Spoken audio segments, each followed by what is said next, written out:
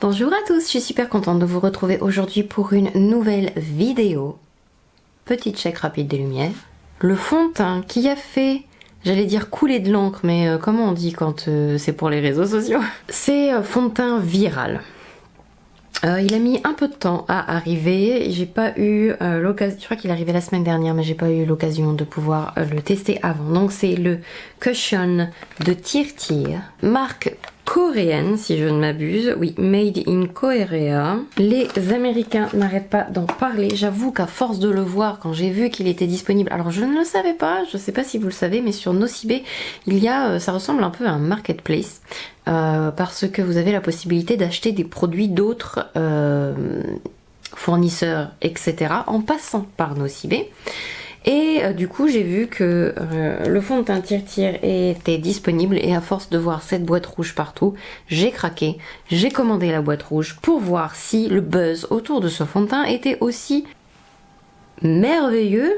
Est-ce qu'il mérite la viralité avec laquelle tout le monde se l'est arraché? Niacinamide, ouais, il y a quand même beaucoup de silicone. Tiens, pendant 24 heures, sous un masque. Ah, ça devait être porté sous le masque de, vous savez.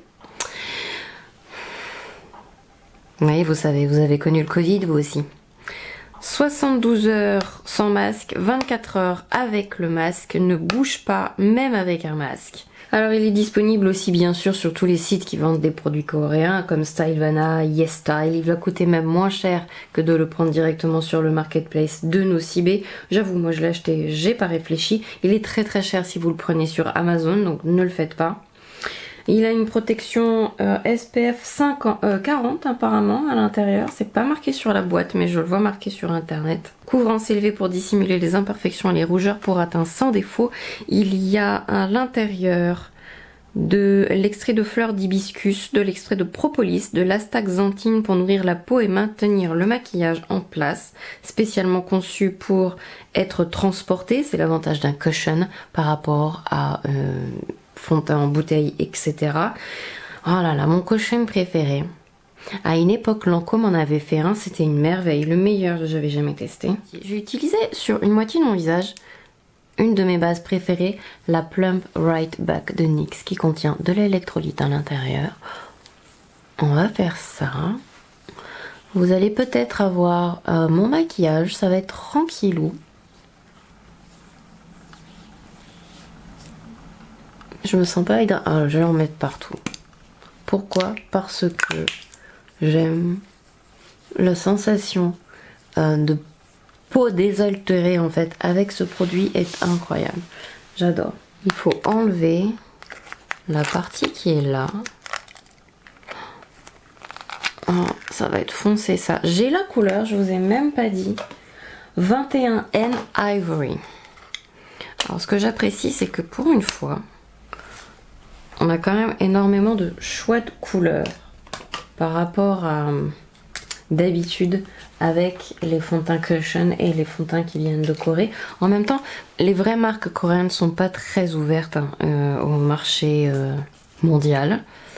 Donc on va utiliser le petit... on va presser. Oh. Ah bah oui, c'est couvrant ça. Je vais utiliser un autre miroir. Je sais pas, il est pas très propre. J'ai rien pour le nettoyer donc. Ouais, c'est mieux.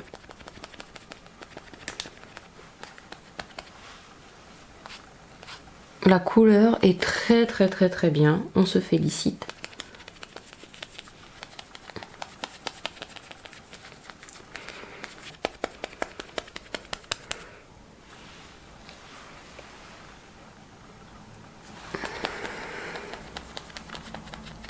Genre, on en prend un tout petit peu et ça s'étale et ça s'étale. Je crois que j'en ai mis trop de ce côté-là. On va en mettre un peu partout hein, de toute façon parce qu'on veut voir si c'est en fait suffisamment couvrant. Alors je vais pas en prendre beaucoup pour mon front parce que je ne suis pas quelqu'un qui aime mettre énormément de fond de teint sur le front. Enfin j'ai pas grand chose à cacher, j'en mets juste un peu pour unifier mais il y a tout qui se colle dessus. Il est Oui, il est bizarre. Il a l'air poudré et en même temps il est un peu collant par rapport à d'autres fonds de teint qui sont comme ça, sensation poudrée. Mais il sèche pas.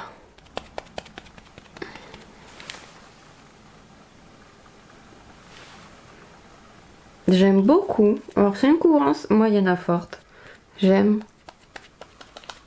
C'est le genre de couvrance moyenne que moi j'aime bien.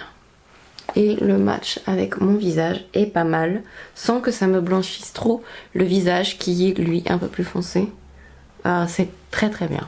On va remettre le petit truc là-dedans. J'aime bien le packaging.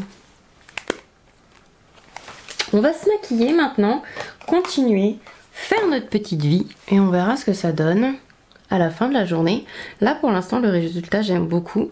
C'est marrant, ça colle toujours. Alors est-ce que c'est parce que j'ai mis une base agrippante? Je précise quand même que les bases agrippantes j'ai l'habitude. Et que d'habitude, quand je mets le fond de teint, enfin même passer 1 minute, ça ne colle pas. Enfin c'est la sensation là, elle est. Je pense que c'est le fond de teint. Bref, pour résumer. Je vais mettre une base, comme d'habitude. Hop, sur tout l'œil. J'adore cette base de chez Sigma. J'aime aussi beaucoup la Veil. Vous pouvez bien sûr utiliser le produit en base que vous voulez. Mais moi je vais partir sur ça. Une de mes bases préférées. J'adore avoir la paupière unifiée. Je vous conseille pas cette base, cela dit, si vous avez vraiment les paupières sèches. C'est quand même plus paupières mixtes à grasse. Il y a des bruits bizarres.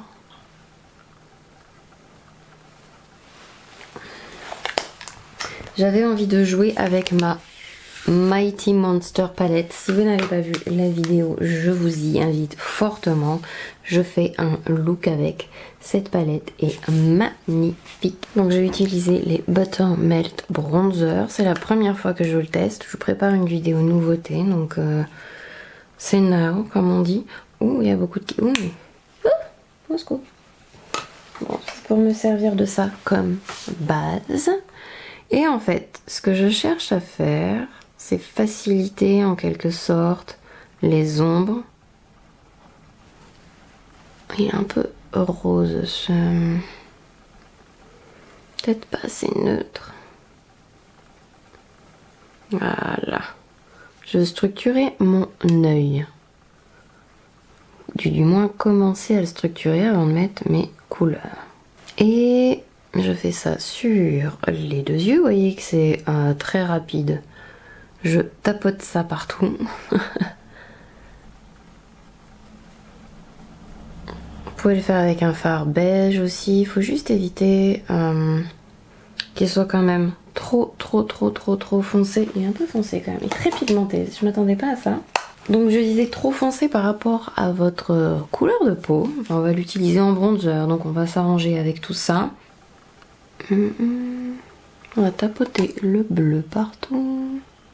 Alors pourquoi j'utilise le bleu en premier? J'aurais normalement foncé mon coin externe, mais comme il est très clair ce bleu et qu'il contient énormément de blanc, je l'applique en premier parce que si j'essaie de l'appliquer derrière une couleur foncée, il marquera pas autant.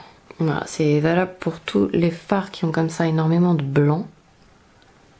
C'est normal.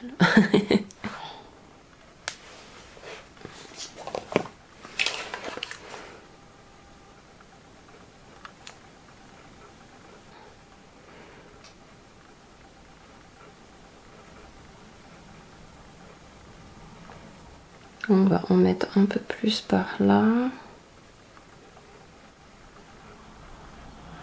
On va mettre le bleu océan pailleté vert magnifique par-dessus. Par-dessus le bleu. Je tapote le violet, comme ça permet de créer un peu plus un dégradé. Je sais pas si le rose irait avec. Ah si, j'avais pas testé cette couleur là beaucoup. J'avais oublié qu'elle était si belle.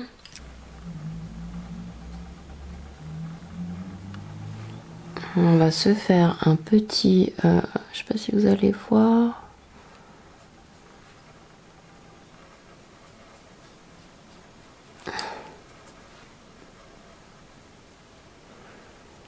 Des cheveux qui se mélangent.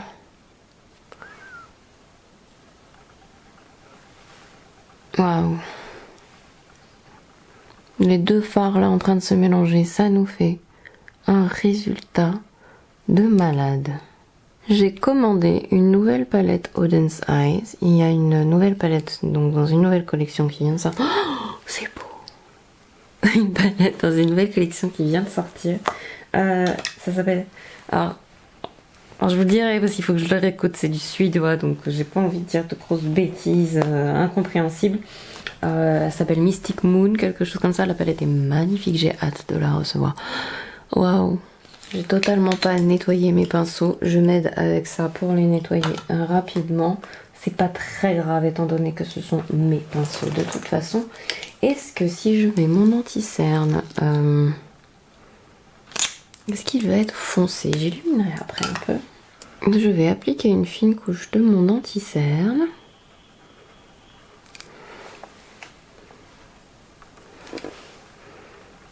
Donc c'est le Hourglass.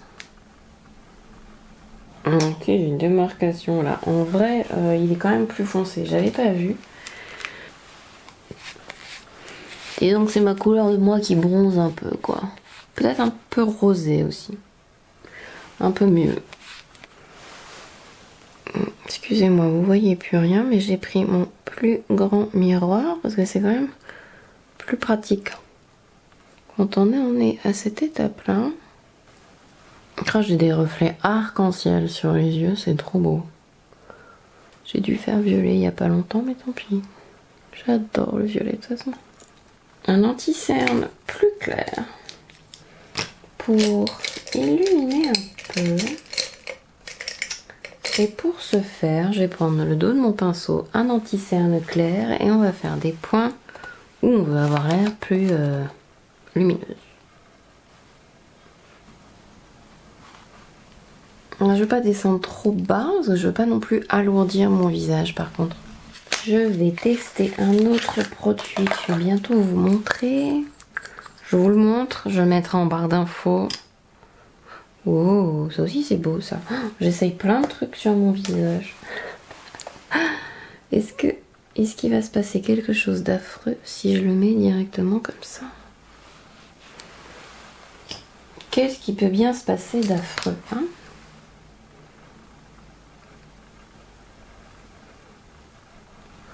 Que ça sèche trop vite. Oh, c'est plein de petites paillettes. Je suis pailletée là. C'est mignon. Faut aimer les paillettes, mais c'est très mignon.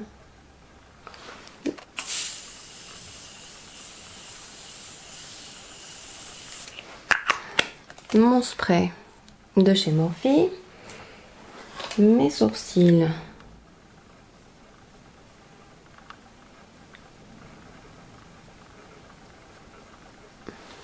On va poudrer légèrement. Je vais utiliser, pendant que mon gel à sourcils sèche, je vais mélanger ça dans le couvercle pour bien imprégner les poils et disperser correctement la matière en fait sur le pinceau.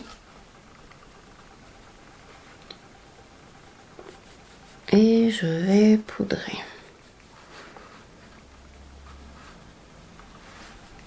On va mettre le bronzer sur le restant du visage. Et là on pourra rebrosser les sourcils. Donc mon bronzer toujours de chez NYX. Je prends. Il y a énormément de kickback.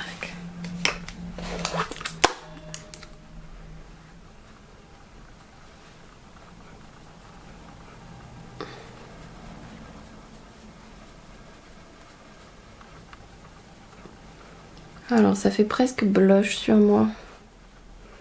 Je crois que je vais pas mettre de blush. Qui est très rouge.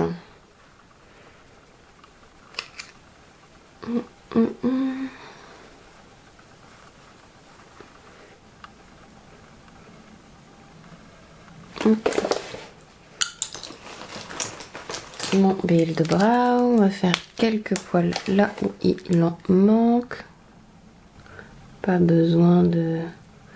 Alors, là où ça peut être plus problématique, c'est que si vous avez une couleur très éloignée en fait de la couleur de vos sourcils, vous allez devoir les remplir entièrement avec le produit.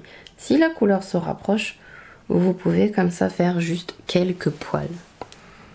Parce qu'ils vont se fondre hyper facilement dedans, donc il n'y a pas de travail supplémentaire à faire. Ne cherchez pas à ce que vos sourcils soient parfaitement symétriques. C'est pas possible. Dans la nature en plus, ça n'est pas possible non plus, ça n'existe pas. Donc vous faites votre possible pour qu'ils aient l'air cousin germain quoi. Là je tape pas souvent l'excédent, mais là ça me fait un peu peur quand même. Je vais en mettre dessous. On est sur un bronzer donc... Alors je l'ai déjà dit dans d'autres vidéos, mais plus vous descendez bas et plus ça agrandit l'œil. On a souvent peur de mettre des choses sous le dessous des yeux, mais ça agrandit les yeux. En plus, si vous utilisez la couleur de votre bronzer, il n'y a pas de souci à avoir. Et on va quand même faire un petit rappel de violet. On va reprendre le pinceau pour que ça soit cohérent et qu'il y ait une cohésion comme ça dans le... Juste là. Vous tapotez juste, pas besoin de faire des grands mouvements. Le secret c'est de prendre pas trop de matière, comme ça ça va directement se fondre en tapotant sans effort avec le bronzer que vous avez déjà mis.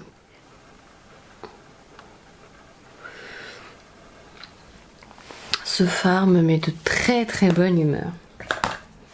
On va faire un trait fin. Alors là je peux pas parler. Je vous retrouve tout de suite après quand je me serai débrouillée avec ça.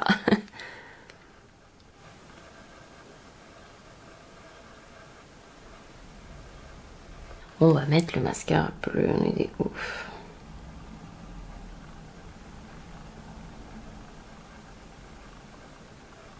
Après ça va être très discret parce que j'ai des tout petits cils en bas donc...